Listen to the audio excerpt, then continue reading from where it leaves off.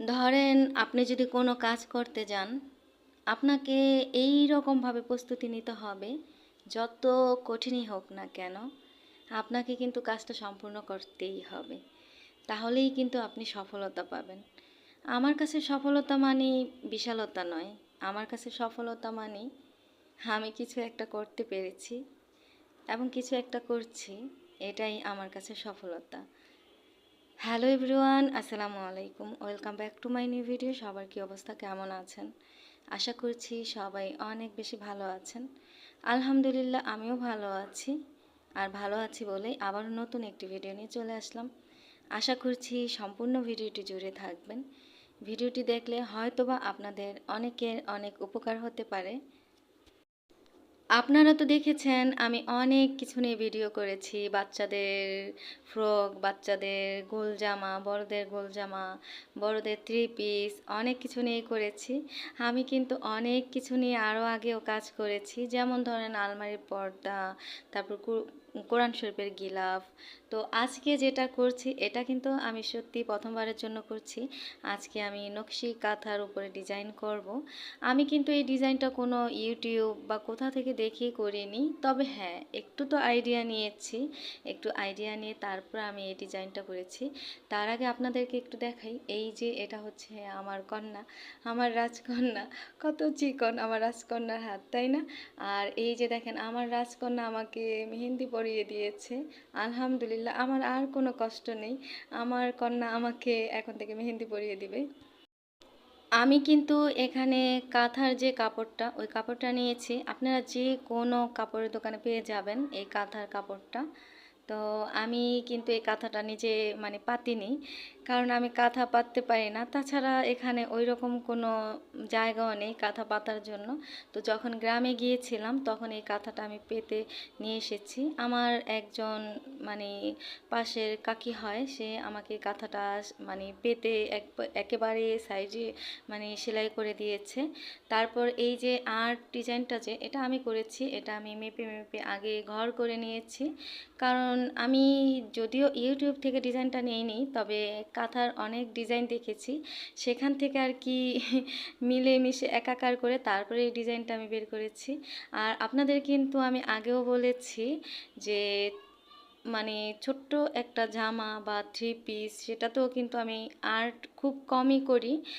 যদি অনেক বেশি ডিজাইন হয় তাহলে আমি কিন্তু এই যে ছাপ দিয়ে নিই। তো এত বড় একটা কাঁথা, এটা তো আর্ট করা সম্ভব না। আমার মনে হয় এটা আর্ট করতে গেলে আমি 3-4 দিনও শেষ করতে পারবো না। তাছাড়া সবগুলো ফুল কিন্তু একই রকম ডিজাইন হবে না, একটু আঁকা বাঁকা ছোট বড় হয়ে যাবে। তাই ভাবলাম আমি কাঁথাটাও আমি মানে ছাপ দিয়ে নিই। আর এটা একেবারে ঘরোয়া পদ্ধতিতে। আমি একটু কিপটা, তাই না? আমি মানে টাকা খরচ করি না। স্কেচিং পেপার আনতে গেলে তো অনেক টাকার দরকার, অনেক না মানে মোটামুটি। তো ভাবলাম ঘরে যেহেতু কাগজ আছে, সেই কাগজ দিয়েই কাজটা শুরু করি। তো আগে তো আপনাদেরকে দেখিয়েছি আমি কিভাবে এই ছাপ দেওয়ার কাজটা করি, আপনারা তো দেখেছেন। তারপর আবার বলে দিই, আপনারা যে থ্রি পিস কিনে আনেন, থ্রি পিসের উপরে যে পলিটা থাকে সেই পলিটার উপরে আপনি আপনার মনের মতো করে ডিজাইন আর্ট করে নেবেন। তারপর একটু মোটা সাইজের সুই দিয়ে ফুটা ফুটা করে নেবেন। তারপর হচ্ছে এই যে দেখেন কিভাবে আমি করে নিচ্ছি। আর পলি দিয়ে যদি আপনি ছাপ দেওয়ার কাজটা করেন তাহলে এই যে নীল গুলাতে গেলে আপনি পানি দিয়ে গুলাতে পারবেন। আর ট্যাচিং পেপার অনেকেই তো চেনেন, ট্যাচিং পেপার দিয়ে যদি আপনি ছাপটা দিতে চান তাহলে কেরোসিন দিয়ে আপনাকে গোলাতে হবে। আমি আবারও বলে দিলাম, আমি কিন্তু আগের ভিডিওতে এ নিয়ে আপনাদের সাথে আলোচনা করেছি।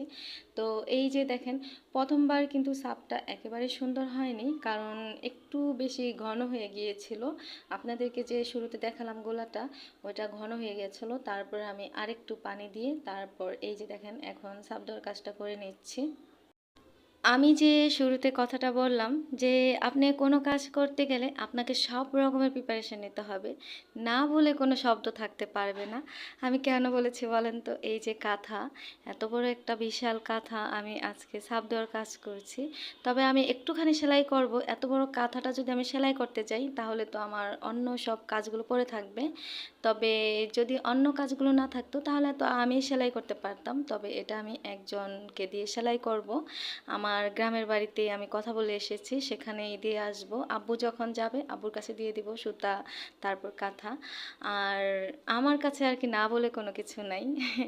আমার মানে ইচ্ছে হয়েছে একটা কাঁথা সেলাই করব, আর এই কাঁথাটা কিন্তু মানে নিজেদের জন্য নিজেদের জন্য থাকবে। এটা কিন্তু কোনো অর্ডারি কাঁথা না। প্রথমবারের মতো যেহেতু আমি মানে একটা কাঁথা সেলাই করার ইচ্ছে হয়েছে, আগে দেখি কেমন হয়, তারপর যাকে দিয়ে সেলাই করব সে ঠিকঠাকভাবে সেলাই করতে পারে কিনা। তবে এমনিতে অনেকেই আমাকে জিজ্ঞেস করেছে আমি কাঁথা সেলাই করি কিনা। তবে এত বড় একটা কাঁথা এত সহজে তো হবে না। আমার সময় মতো ডেলিভারি দিতে হবে, ঠিকমতো কাজ শেষ করতে হবে, কাজের ফিনিশিং ভালো হতে হবে। তো বুঝে শুনে আমাকে এই কাজটা নিতে হবে। তবে না বলে কোনো কথা নাই, যারাই বলেছে তাদেরকে আমি বলেছি একটু অপেক্ষা করতে। আগে নিজের জন্য একটা কাঁথা সেলাই করি, দেখি কেমন হয়, সবাই পছন্দ করে কিনা, আপনারা পছন্দ করেন কিনা, আপনাদের মতামত কি সেটাও তো আমার জানতে হবে। কারণ আপনারাও তো আমার ফ্যামিলির একজন, তাই না?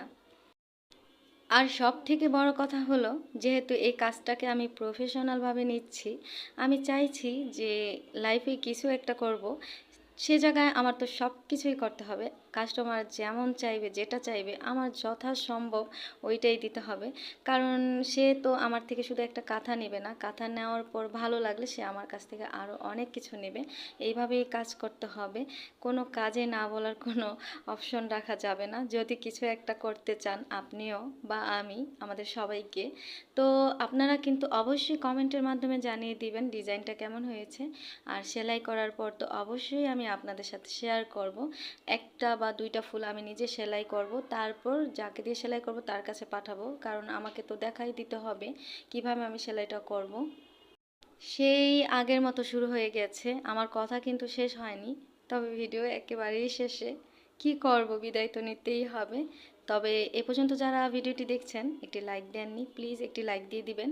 আমি এখন বিদায় নেব। আল্লাহ হাফিজ, আসসালামু আলাইকুম।